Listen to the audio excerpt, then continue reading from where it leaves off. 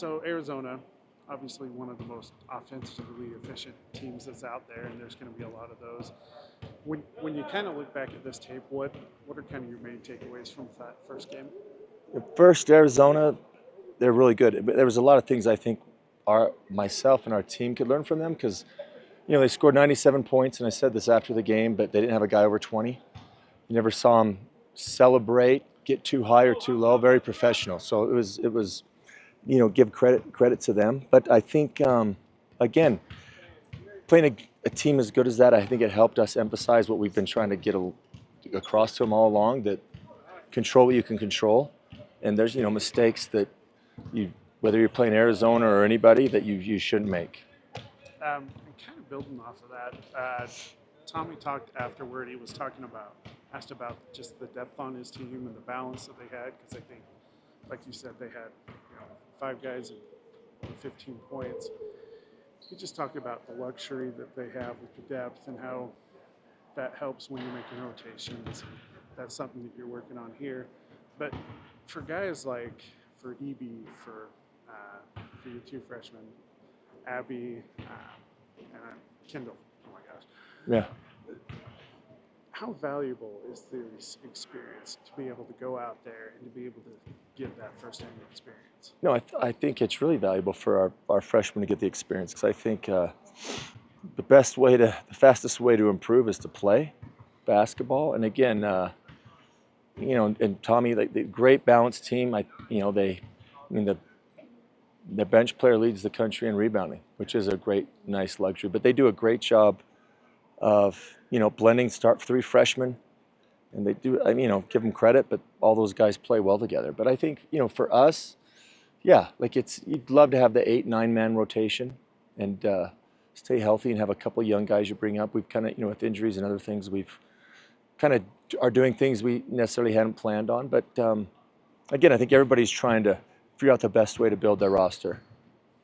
Um, Terrence, obviously relied on for a lot of things for you guys, and one of those things is his leadership. Just at this point in the season, how are you feeling leadership wise? He's taking on that mantle with this team. I think I talk to him about it all the time. I think that's one thing we really lack, not just from TB, but from our fifth-year seniors. Like it's always better. Teams are always better when if somebody misses an assignment or a blockout or something, where a teammate goes and tells them before I do. Like those are always the good teams, and yeah, and the leadership's coming. I think we lack it a lot of the time, and I'm trying to always encourage my guys to talk, because again, when teams get good, the guys on the court are talking to each other, and I have to do less. And last question for me, just a little bit more immediate. What do you see kind of out of Colorado? It's your first chance to go on the road in Big 12 play. What kind of stands out about them? They're well coached. They're big. And they're versatile. They have bigs that can handle the ball, and they can kind of initiate the offense. They'll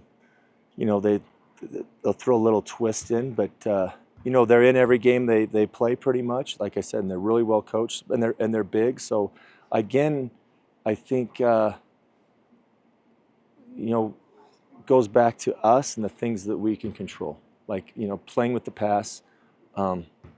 Not getting beat in transition or on the boards, and I think we'll have a really good chance. And then limit the turnovers. Sounds simple and repetitive, but that's it. Going back to TB, can you just talk about how special he is as a scorer? And do you think that level of scoring that he's been able to produce is sustainable throughout the rest of Big 12 play? It'll be interesting because I've told him and Don.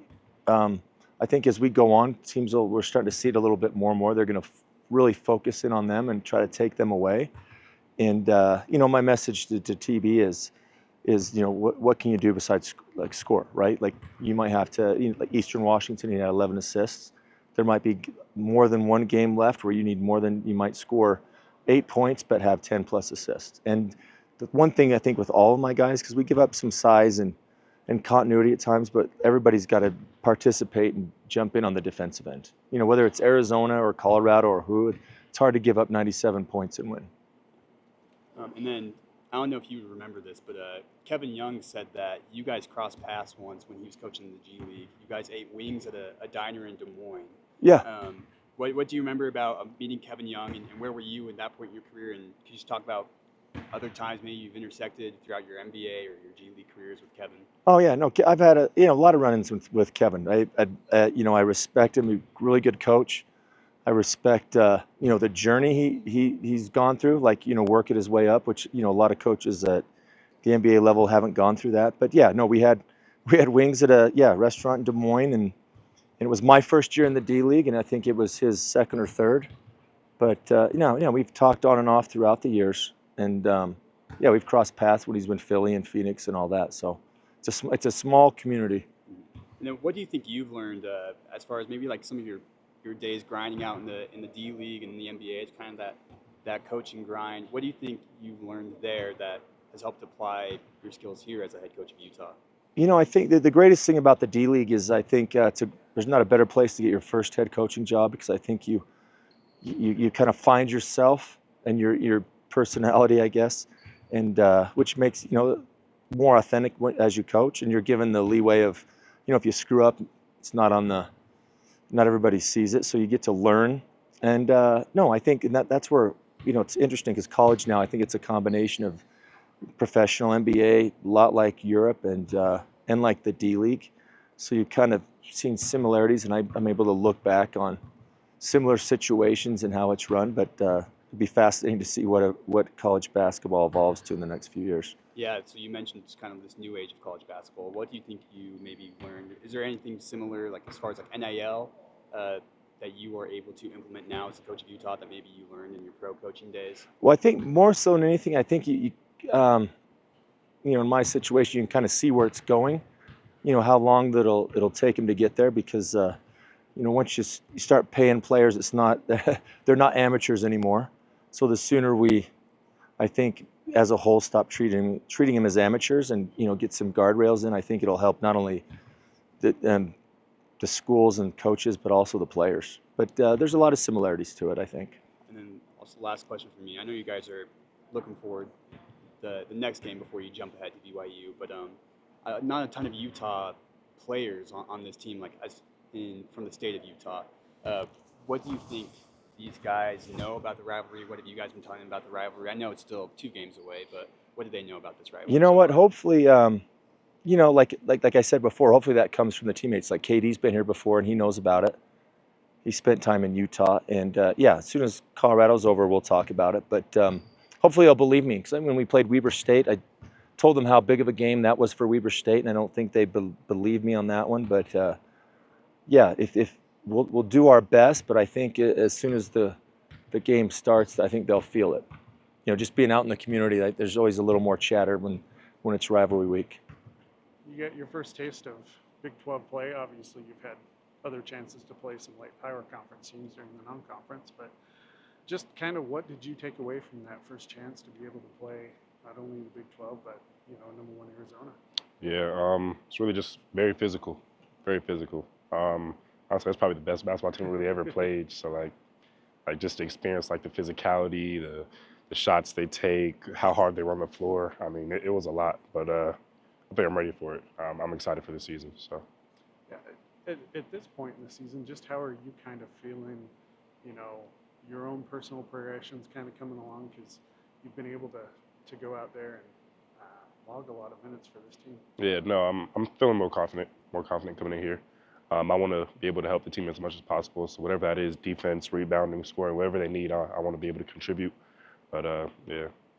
What as far as like guys like James and Keanu, how have they been able to help you?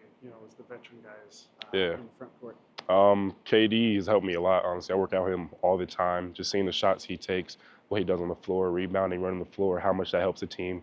I want to be able to do the same thing as him, so I just talk to him every once in a while. And James, just a good role model. Whenever I'm not doing good, he'll come talk to me. I need to do something extra, he'll make me do that. So, they're very helpful, absolutely, very helpful.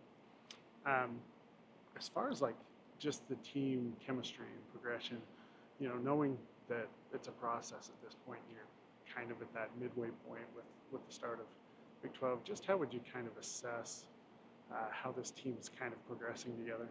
I feel like we're starting to learn more about each other. We're starting to play together more. We got to do it faster though, because I mean, These teams are good, so if we don't get that together, it's gonna be hard to win.